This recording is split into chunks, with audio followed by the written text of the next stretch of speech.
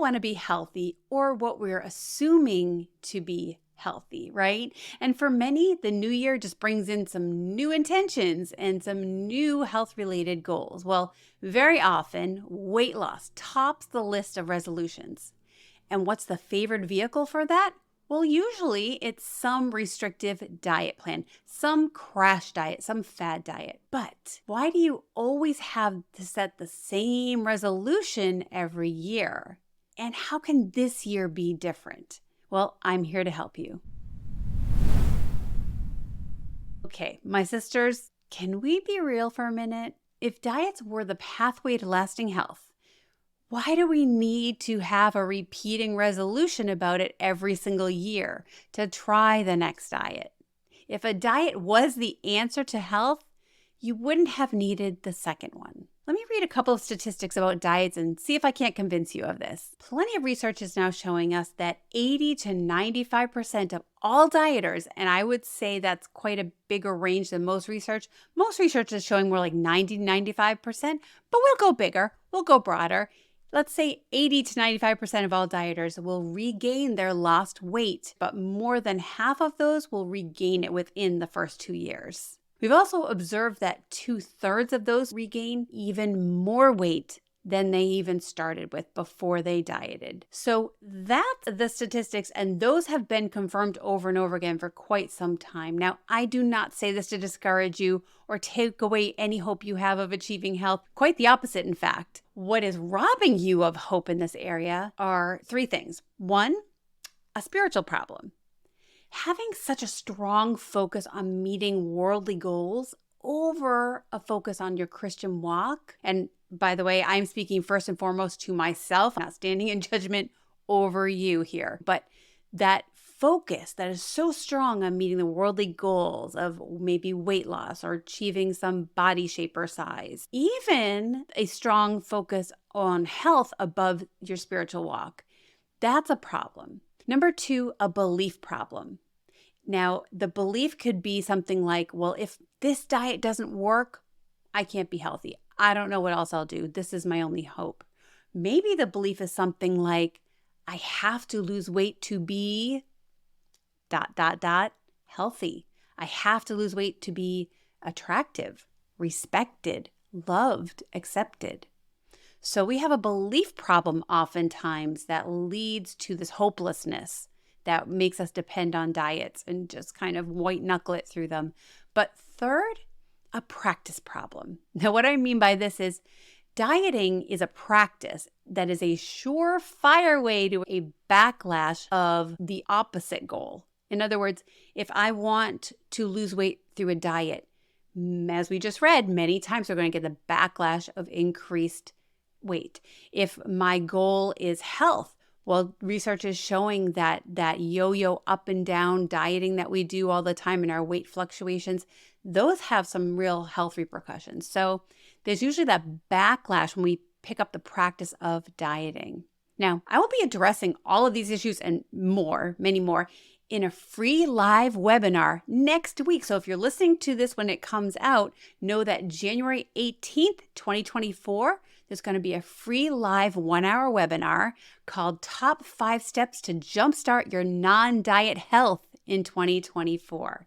And this has been specifically designed for you Christian women who are ready. You are now ready to look at this differently, ready to make some real health changes, some new ways of approaching health that do not include diets, to develop a positive relationship with food and your body, and to take your Christian walk very seriously.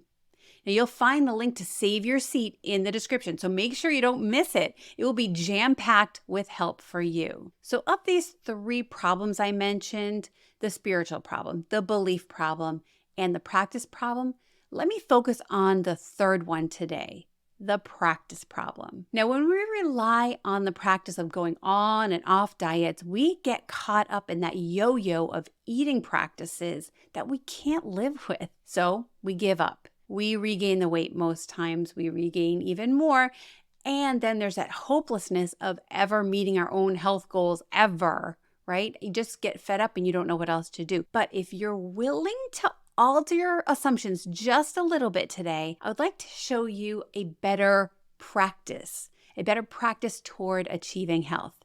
And I want to give you 4 pillars for you to make part of your own health journey, which are far, far better and more effective than dieting. Okay? So let's look at these 4 pillars. Pillar number 1, learn truth. I know that is ridiculous for me to put in a bullet point. That's a lifelong endeavor. But learn truth about nutrition. Learn truth about your beliefs in this area. Learn the truth about your underlying heart issues as well. Now, when we're learning truth, of course, God is true, right? God is truth. Now, we always need biblical truth for the heart and mind issues and aspects of health. But we also need wisdom and discernment, even in the decision-making aspects of health. And God is the one who gives us wisdom, and God is the one who gives us enlightenment and understanding. So we always want to include God both in the spiritual and heart aspects of it, and even in our physical health decision-making. Also, when you're learning truth, where are you learning nutrition truth from? I would love to implore you always to go to the nutrition experts. Go to registered dietitians primarily. Nutrition experts that are trained in it, supervised in it, labor in it, are into the research, are experienced in this. Those are your registered dietitians. I'd love to see you get your nutrition information from there. But no matter what, please don't go to social media or personal experience for your nutrition facts, for nutrition truth. So pillar number 1, learn truth. There you go. Just learn truth. All right. Pillar number 2. It's a little more practical and doable in a short period of time. It is discover your why. You know, your why for this new resolution, this new health goal that you have. Your January 1st why, it's not going to be the same on March 1st. Your convictions will change. Your desires will change. Your motivations will change. So we want to dig down to what is the real why? Why do I need this diet? Why do I want to improve this area of my life? Discover what your underlying desire to diet is, or your underlying desire even to lose weight is, if that's your health goal. For example, let's say my goal is to lose weight. Well, I want to ask myself, well, why? Why is that important to me to lose weight? Now, my answer could be to be healthier, and it probably will. That'll probably be the first thing that comes out of your mouth if you're speaking out loud. But why do I want to be healthier? Now, the reason I would even dig into that is because often we can think of weight loss and getting thinner as getting healthier. And so you really want to dig in. Am I really looking for health improvement? Is your why that you really do just want to look better? And then why do you want to look better? Why do you have that deep desire to look better to others? So some whys, they're going to carry you through the year with your efforts. But some won't. And that's why we need to dig deeper to what is your real why, your real reason, your real motivation. Your why might be strong enough to drive you for a long time, like the fear of other people's opinions, but that isn't likely to motivate you to take the necessary slow and steady approach to lasting results of health that are really necessary to improve your health overall. Unlike dieting, which tries to be short, quick, fast results that don't last, we want to take that slower, steady health improvement approach. And some of your whys will allow you to do that and motivate you for as long as it takes, and some of your whys won't. And so we want to dig down and find our why, and then maybe find a better why or a better goal that matches with a better why, if that makes sense. Now, by discovering your why, you may just discover a deeper heart issue that requires some help and some growth. You may discover you've gone astray of 1 Corinthians 6:20, for example, that says, "You are not your own, you are bought with a price.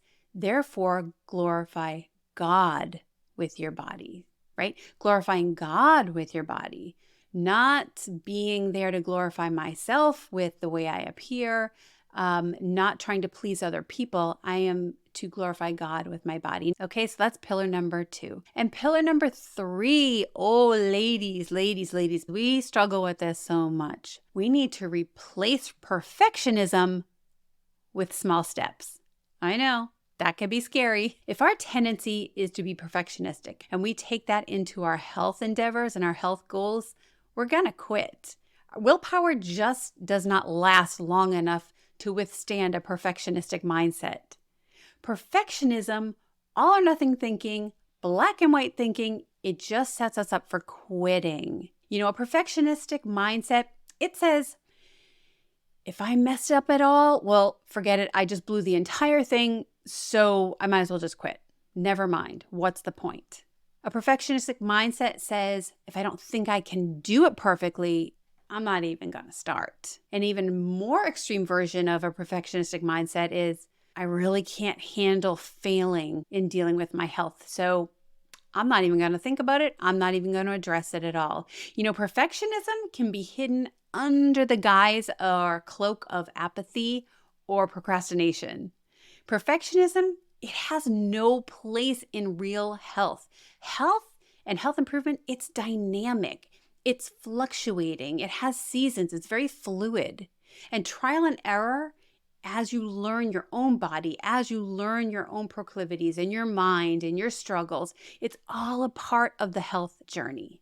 So pillar number 3 is we're replacing perfectionism with small steps. And that brings us to our 4th pillar, consistency. One of the main reasons that diets don't provide lasting health benefits is that they require behaviors that a person just cannot maintain forever.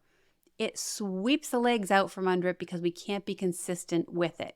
But taking small steps consistently, adding to them with new small steps, and doing these consistently over time, this is the practice that will lead to healthy living. Now, the most important health of all is your spiritual health. And I don't just say this to tag on something Christian-y sounding at the end. Your spiritual growth truly is the real focus of the Christian's life, right? And it even helps us in the less important temporal things such as health, such as stewardship of our physical bodies. They're important, but they're not nearly as important as our spiritual health.